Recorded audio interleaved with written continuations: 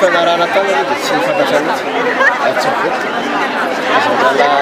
foto any afaka miresaka zay mirarina fotsiny dia hoe itoy amin'ny tokony izy ka hotavaverina soamatsara ary zay ny angatany pirafiravaromanana iverenana andray matoravaromanana dia tokantrano ny faravotra fara zay aingana indrindra tsy fantatry nefa eny izy indrindra fa mbola tsy lana zany araka ny lazay tingenongena tsy ny communal na ny sénatorial zany fifidianana zany teny fo no mamaky anay tsy mifakana seza amina gouvernement ny mamaky anay fa ny fampidinana le matoravaromanana eny faravotra io aloha ny zavatra imasona ny fotoana zay ny tokony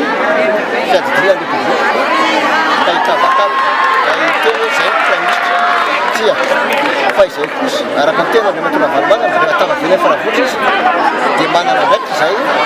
ka raha ilain'ny firenena ny pirafiravaromanana ny atokotiko Madagasikara dia tsy miamboana zany atiky zany zahay takany namavanay sombavambalaka